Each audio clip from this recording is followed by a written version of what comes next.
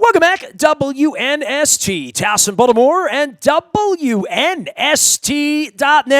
As expected on Monday night, it took a couple hours to get there in a very, very quiet draft. They wouldn't want fans in or anything or to make it too big of a deal about the draft in Major League Baseball. But we picked first, and because when you finish last, you pick first. You lose 115 games. You get the booby prize, or in this case, it's the maybe the greatest thing to come along since Matt Wieters, Johnny Bench, and sliced bread. Rob Neyer is the writer of writings, the Casey Award-winning Powerball Anatomy of the Modern Baseball Game, and the commissioner of the West Coast League and one-time beer drinker with me in Portland. And, Rob, first off, welcome in. It's always great to have you aboard. Our baseball team sucks. I don't call you much lately because our baseball team sucks, and they're going to suck for a long time. And if they're not going to suck at some point, maybe 5 years from now, hopefully I can call you and we can talk about the legend of Adley Rutschman. How you been, man? I've been well, thanks. Well, let's go on this. I mean, I saw your tweet. First things, Oregon State, and then you said something about Dan Siegel and West Coast League and Corvallis, which I have not visited, but here it's lovely. Run me through all of this because you have a connection to this kid, but you've never met him. That's right. Well, Adley Rutschman grew up in Sherwood, Oregon, which is sounds like it might be in the middle of nowhere, and 100 years ago it sort of was, but now it's a sleepy, growing suburb of Portland, about 15, 20 miles south of downtown Portland, and then of course he went to Oregon State, where he became who he is, but in the meantime he also played his summer ball one summer for the Corvallis Knights, who are sort of perennial powers in the West Coast League.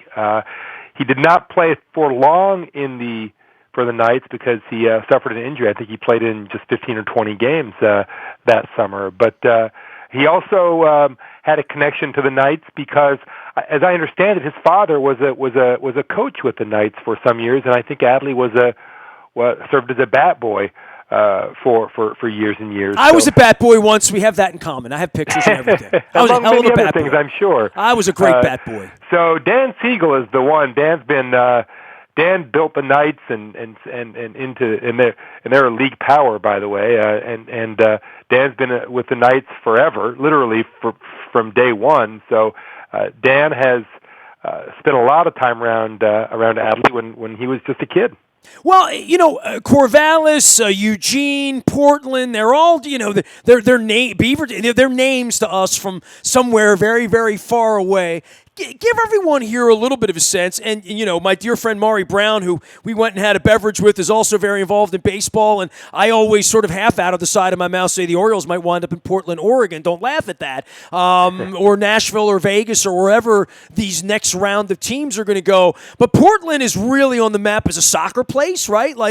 There's a huge soccer team that plays there. Obviously, the Trailblazers. Two huge soccer teams. There you go. But baseball is also this thing that's real in Portland, even though there are no Portland Orioles or Portland Yankees or Portland Dodgers, but Portland's a baseball coming area where this legendary kid has played ball the last 15 years and has now the number one pick. Well, and Dale Murphy most famously, I think, sure. And Mickey Lolich, I guess, were the two greatest players who came from Portland. Johnny Pesky, another one. So they named a pole after him, for crying out loud. That's right. There is a long and storied history here. It's just for some decades now, it's been tough to sell professional baseball in the spring because people don't want to go to the ballpark when it's 54 degrees and raining. Maybe 100 years ago they didn't mind, but in the 21st century it just doesn't sell. So baseball does quite well here in the summertime. We have my league has a team here, the Portland Pickles, who are crazy successful. Whoa. Portland Pickles? Portland Pickles, yep. Okay, was that a naming contest, or how did that come about, Rob? You know what's funny about that, Nestor? Everything. You know what's funny about that? Everything is funny about that. When they announced this team, I thought that's a terrible name for a baseball team, great right? Name. And yet, their merchandising is fantastic. I bet it Pickles is. Hats all over the city. So I am not a good judge of these things. Well, all right, so, look, man, I've known you a long time through the internet and through radio and through your writing and ESPN, all the things you've done for all these years. How long have you lived in Portland? Are you a Portlandian, or what would we call you, a Portlander? Well, I think I'm not sure what the proper term is, but yes, I would never consider myself a native. I think that's reserved for people who have been here even longer than I have. I've been here since 2002, so now it's almost exactly it's June of 2002. Now, where did you come from? Where were you born? Right? 17 years. What made you a baseball fan, Rob? I mean, I don't know anybody. I mean, God, you're hosting this Sabre thing. I mean, no, you're a commissioner of a league. You're baseball for life, even though you've done writings and all that stuff. But how did your baseball thing come? It really, for me, comes down to two things. It comes down to the Kansas City Royals and Bill James. Okay. When I was a kid, I loved all sports, everything, hockey, floor hockey, all of them. I played everything. I loved everything, mostly the playing as opposed to the watching. But when I was a kid, 10 years old, almost 10, we moved to Kansas City, and this was in the mid-'70s when the Royals were everything in Kansas City. So fake grass and waterfalls, that was the whole experience for you. That and good teams, great players. And that really was the key. When you're a kid, it's really easy to fall in love with a team that's good. And the Royals in the mid-'70s, I don't know if you probably remember this. Oh, come on. I remember all of it. George Brett was my favorite player, for crying out loud. Every time the Royals came to town, my dad, the Royals and Sixto Lescano, the Brewers and the Royals, and when Nolan Ryan would come in to pitch with the Angels. Look, man, I mean, Aparici, I was born into baseball, so for me, the Royals were... Yeah, they beat the Yankees, so they were the good guys. You couldn't hate on George Brett and Amos Otis and Paul Splittorff, and Hal McRae's son is a regular around here. So my mom loved the water fountains on TV. That's all she ever wanted to do. Summer of 1983, I was 14 years old. My dad said, "Where do you want to go?" And we got on a Greyhound bus. And we went to St. Louis because I wanted to see the Gateway Arch and see Pete Rose play against the Cardinals. And then we went to Kansas City, where I saw Gaylord Perry and Don Sutton pitch the front and back end of doubleheaders in a Brewer Kansas City Royal Hall of Fame-a-thon with George Brett there and all sorts of Milwaukee Brewers. Oh, that's great. That's summer '83, so that's part of my childhood. I became a rabid religious Royals fan to the point where there were seasons when I might go the whole season, all 162, and not miss a single game, whether it was on TV or the radio or at the ballpark. So that cemented my love for baseball. And then I discovered Bill James when I was a freshman in college, and that got me into the whole analytical thing and the history and everything else. And it just sort of and then there were a lot of lucky breaks along the way, but that's how I became who I became. Well, for you, moving out to Portland into a place where there is no team, right? Literally, you're a baseball nerd that moved to a place that didn't have a team, and Seattle's a long way. I've taken that boat bus, believe me. Yep. It is a long way, but I was in Seattle first, so I got to spend a lot of time at the ballpark, in the Kingdome for the mostly, and then we moved here, and it turned out to be it was fantastic for me because, first of all, that was right around when they started showing every game on TV, on the direct TV, if you had the extra innings package, so I could keep up that way. And what Portland did have was at that point, the Portland Beavers, the AAA team. And I became friendly with the Beavers broadcaster, Rich Burke, who I'm still very friendly with, fantastic guy. And broadcaster, and Rich invited me to join him on the broadcast. So I actually got to do color commentary on AAA baseball for 4 or 5 years with Rich Burke. But I would also say for you, AAA is awesome for you because you get to see all the players come through, right? So got to see all these guys come through, got to be right on the field. I mean, look, every baseball fan, I think almost every baseball fan as a kid dreams about being a broadcaster someday. Well, I didn't have that sort of talent or ambition, really. Nor did I. Well, you probably did. No, I could. Believe me, 30 years ago when I started this, in 91, my life had changed, right? I was 23 years old. I was on the radio doing this.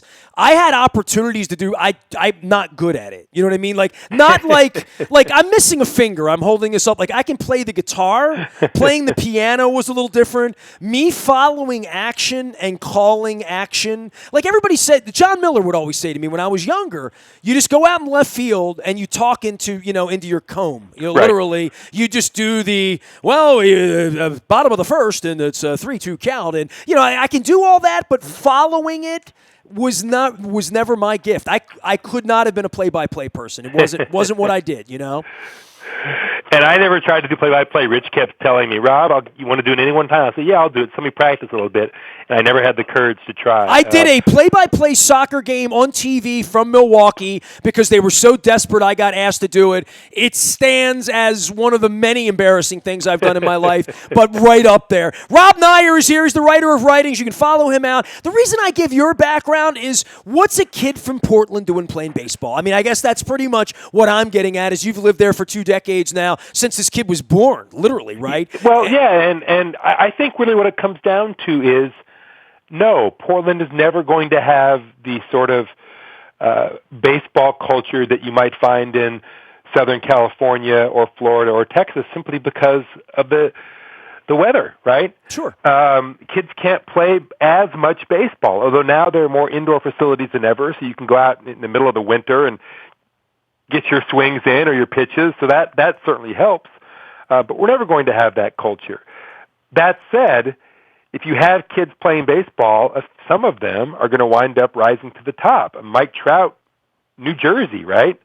And one of the reasons why he fell in the draft all the way down to 19 or 20 or whatever it was, is that there were people who simply didn't trust a baseball player from New Jersey, who wasn't from one of those warm weather states. I go through that with Mike Bordick all the time, who had a hell of a career, but grew up in Maine, right? Like how do you play baseball in Maine, right? Right, and some scouts just don't trust it. Maybe just because they haven't seen the kid play as much, because they don't start playing until April or May, as opposed to all year round, like a lot of the kids in the southern states do. But the talent clearly is there. If Rutschman. He spent 3 years at Oregon State, and everybody sees Oregon State all the time because they're a powerhouse program. So, again, you couldn't miss his talent. And by the way, this was a kid who also played football at Oregon State briefly. Was a great kicker in high school. Still owns, I believe, the Oregon State record. Kicked a 63-yard field goal in bad weather.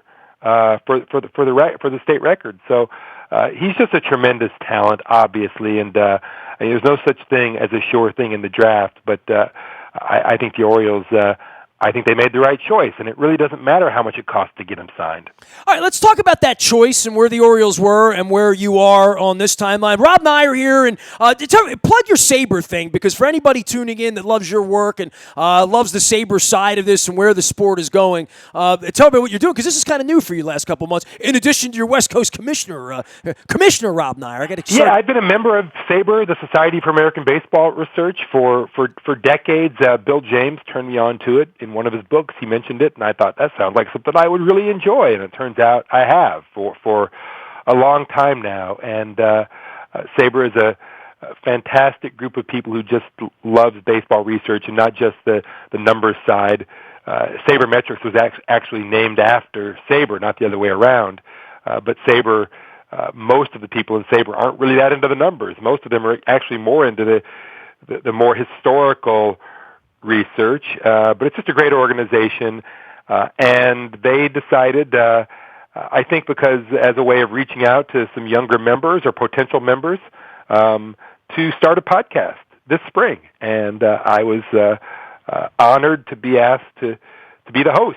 So every week, now we're on episode 10 this week, every week I get to talk to somebody who I want to talk to. I basically get to do what you do. All day. I do that. I talk to people. I only get an hour a week, unfortunately. I could do it all day. I'm over at Fadley's having a crab cake this week, doing Baltimore Positive with Donald Fry from Greater Baltimore Community. We have the mayor coming out 2 weeks ago. And people say, why do you want the mayor on? Because that's what I want to talk about right now. I get to talk about right. I get to talk to who I want, as long as they agree, where I want, how I want, about what. 30 years into this, you're the commissioner of the West Coast League. You should be allowed to do whatever you want. Rob Neyer. Tell me about the West Coast League, too, because there is a background with Adley Rutschman involved in this, as we're going to point out, and I'm going to have Dan Siegel on, from Corvallis. But give me a little bit, when I heard about this, the background I would have here is in Johnny's being, sort of a kids' league here, and we've had other young people, Reggie Jackson, anybody that played baseball here, Moose Hoss,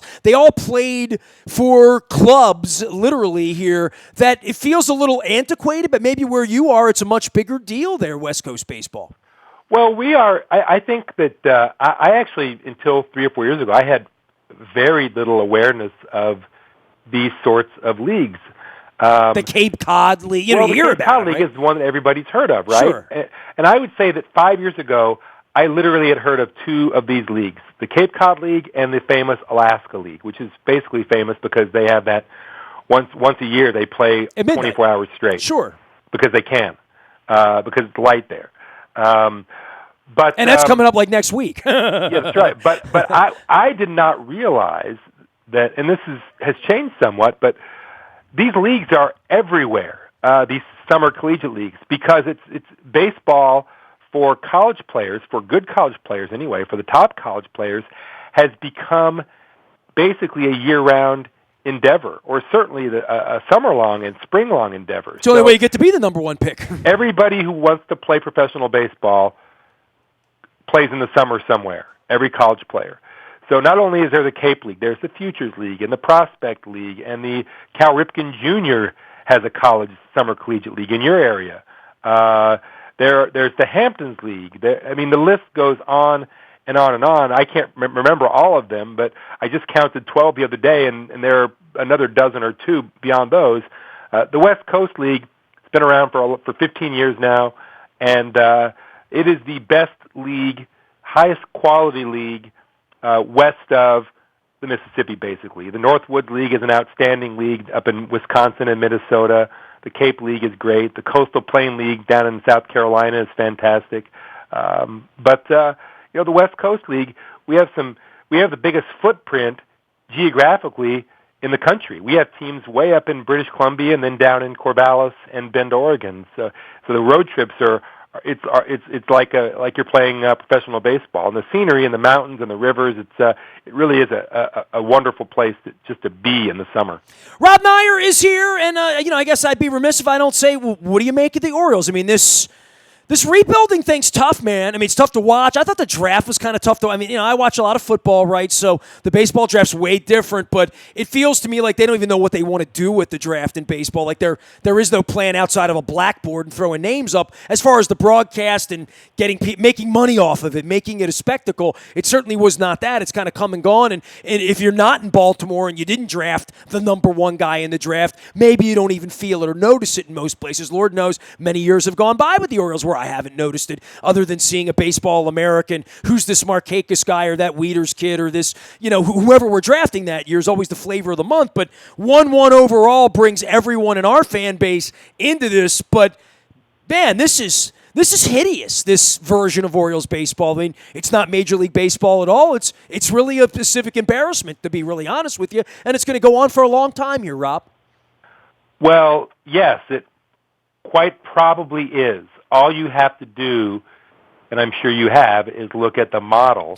I read the book. The Cubs and the Astros. And I've never had to go through that as a fan, but a number of fans have now. And I think you could talk to a Cubs fan or an Astros fan and say, was it worth it? Was it worth losing 100-plus games year after year to get to where we got? And I don't know. I think the answer for everyone might be different. Well, you're a Royals fan watching this. I mean, their ballpark's empty, and they had a parade. But they won. Never had a real plan. The fact that they won was a fluke of history, one of the great all-time flukes, them going to the World Series. Well, it would have been a bigger fluke had the Orioles won with the beer league softball team. That's true. But I mean, it's easy for me, who isn't an Orioles fan and who takes sort of a historian's view of these sorts of things, to say, in 3 or 4 or 5 years, this team should be pretty competitive. They might not win a World Series like the Cubs and the Astros did. Everybody doesn't get to do that. But given who is running the Orioles now, I do expect them to be competitive within 4 or 5 years, but that's obviously a long time, and it's a lot of losses. Tough on the fans. Maybe a fan. If you're a fan, you just sort of go away until they're competitive again. Well, when we come back, they might be in your city or in Nashville or some other place because the lease is up in 2 years here, 30 years at Camden Yards. They're going to want a lot. We're going to see what our state and our city and our mayor and our governor and our government is willing to do for them. And, I expect there to be bidding on the Orioles 2 years from now. And Peter's not going to be around, isn't around right now. I mean, this is a really tumultuous situation with our city and safety and people on the outside coming in and Baltimore Positive and all I'm doing. Adley Rutschman becomes the savior of all saviors, and I remember how it felt when Wieters rolled in here, and we've had these other picks. I remember Ben McDonald 30 years ago, but it's a lot of pressure on this kid because, he's the first one in, and as you know from the Astros, and there's some names of some pitchers that went by the wayside who were number one picks, right? I mean, it's not often a 1-1 doesn't make it, but you're here to say this Rutschman kid, given everything you've seen in and around Portland, it's as good a pick as they could possibly make, right? Well, he was the safe pick, no question. And again, you never know. I would say that the fact that he's a position player is encouraging because bad things happen to great pitchers. The Astros whiffed on two first picks, but they did quite well with Carlos Correa, and they did quite well with Alex Bregman, who wasn't a number one pick, but he was pretty close. So I just think I would never say you should never draft a pitcher with the first pick, but the hitter is certainly more safe, especially one with Adley Rutschman's track record. So I think if I'm an Orioles fan, the losses are tough, but I'm right now looking forward to seeing him playing in the major league game, whether it's this fall or next spring or next summer, whenever it is. But he's just about ready.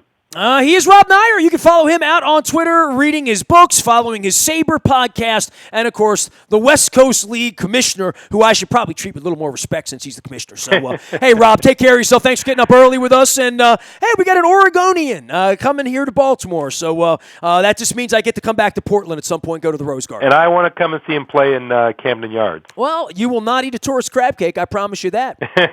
There he goes, Rob Neyer, the writer of writings and our friend for a long, long time, and a lifer Royals fan. So, at least he got had a little fun here lately, a little parade, something we're not going to have here for a long time. Nasty at WNST.net finds me. I'm out in the buyatoyota.com audio vault 24 hours a day from anywhere in the world on your mobile device by downloading the TuneIn radio app. You can listen from anywhere, Bluetoothing in your car. That's the way all the cool kids are doing it in the podcast. Baltimore Positive in. We're at Fadley's this week, and we're going to have Mayor Jack Young joining us on June 20th at Fadley's. We're talking about Baltimore Positive. Nothing more Baltimore Positive than Lexington Market and Fadley's and crab cakes and our city, which we're going to be talking a lot about around here. I'm going to make you sick of it. We're going to say Baltimore yet. You find out. We are WNST.net, AM 1570, and WNST Towson, Baltimore, and we never stop talking Baltimore sports.